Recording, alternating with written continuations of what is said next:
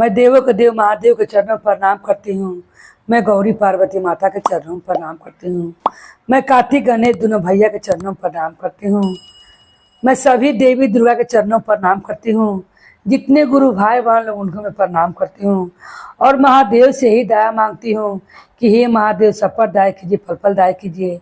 जितना गुरु भाई बहन लोग का काम रुका सबका काम पूरा कीजिए। हे महादेव मैं आपसे ही दया मांगती हूँ। गुरु भाई बहन लोग अगर कथा अच्छा लगे तो सब्सक्राइब कीजिए, लाइक कीजिए और शेयर किया कीजिए और कमेंट में हर हर महादेव जरूर लिखा कीजिए। आज मैं चटनी बहू की कथा सुनाने वाली हूँ। कैसी सास है अपनी बहू चटनी के कारण परेशान रहती थी और कोई पूजा पाठ नहीं करती थी। एक गांव में संध्या अपना बहू के संग रहती थी।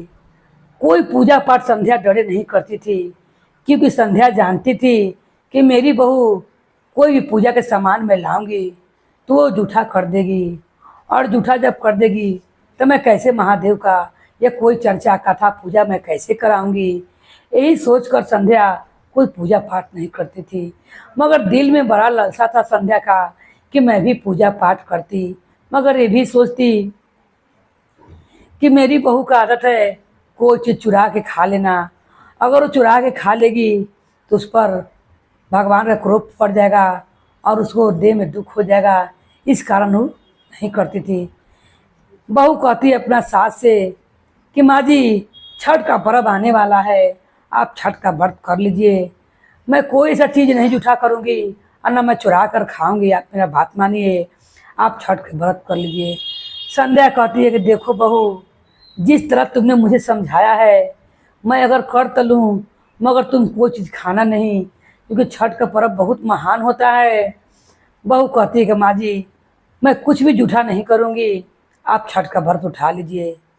सास सब सामान बाजार से लाती है, गेहूँ चावल का आटा पिसवाती है और घर में रखती है और बहू से कहती है कि बहू तुम जाओ और जाके इनार पर से पानी भरकर ले आओ, जिससे रसियाव बनेगा और रोटी बनेगा। बहू क्या करती है कि बहू का जब पिसावा वाला आटा रहता है वो सोचती है कि थोड़ा सा उसमें से मिल जाता तो मैं लिट्टी लगाकर खा लेती और उसका मन लुबुर लुबुर करने लगता है। वो चटनी रहती है, चुरा के खाने का उसका आदत रहता है।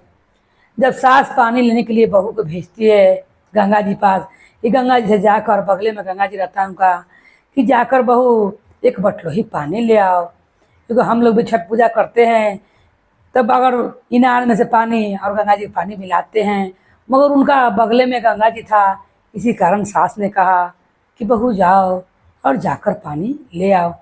बहू क्या करती है, कितना सारा आटा चुरा लेती है और इतना सारा आटा चुरा कर बहू और वही बटलोही में रख देती है और गंगा किनारे लेकर चली जाती है।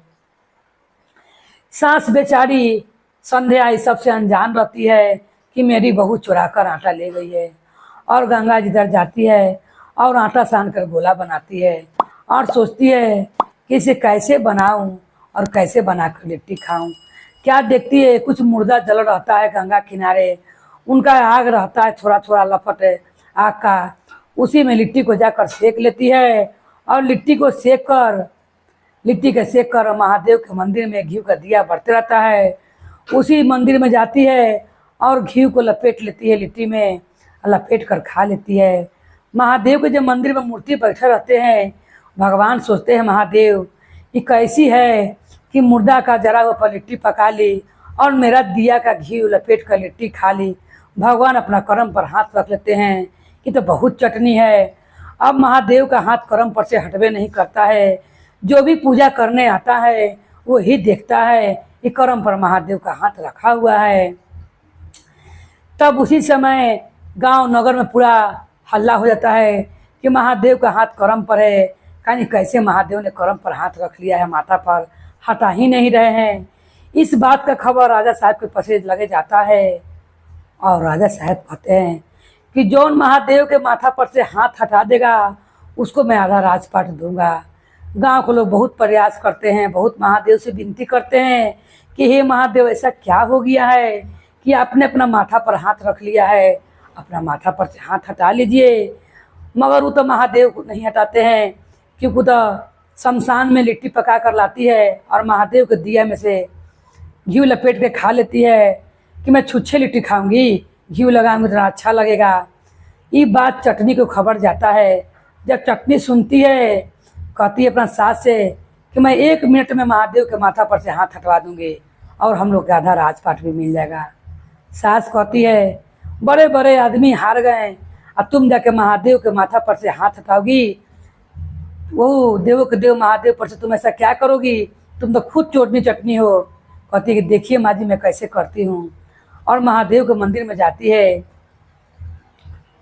और एक डंडा लेती है और कहती है कि हे महादेव, उस दिन तो मैंने शमशान का लिट्टी पकाकर आपको घी के दिया में से निकाल कर लगा कर खा ली थी, मगर आज मैं आपको यही डंडा चला दूंगी अगर आप अपना माथा पर से हाथ नहीं हटाइएगा। तो महादेव सोचते हैं कि तो बहुत विचित्र औरत है, चोरनी चटनी है ये है, क्योंकि जब शमशान में से लिट्टी पका कर ला कर और मुझको में ठेका सकती है, मेरा घी में लपेट कर खा सकती है, तो कहूँ ना ये दिया भी, ये डंडा भी मुझ पर चला दे। तुरंत महादेव माथा पर से हाथ हटा लेते हैं। जब ये राजा को ये बात मालूम चलता है, राजा बहुत प्रसन्न होते हैं। सब गांव के लोग कहते हैं कि ऐसा क्या कही है चटनी ने, सब लोग जानता था कि संध्या का पतो चोरनी चटनी है, ऐसा क्या कही है चटनी कि महादेव ने अपना माथा पर से हाथ हटा दिया। तो कहा जाता है गुरु भाई बहन लोग कि लंगा से गंगा हरान है। महादेव जान गए थे कि इसका कोई ठीक नहीं है, डंडा भी मुझ पर चला देगी, जिस कारण महादेव ने अपना माथा पर से हाथ हटा लिया और वो चोरनी चटनी को आधा राजपाट मिल गया। और सास बेचारी इस बात से अनजान थी, उसने वही छठ के आटा से लिट्टी बना कर खाया था और महादेव का घी लपेटा था। बोलिए हर हर महादेव की जय, गौरी पार्वती मैया भवानी की जय, भैरो भैया की जय।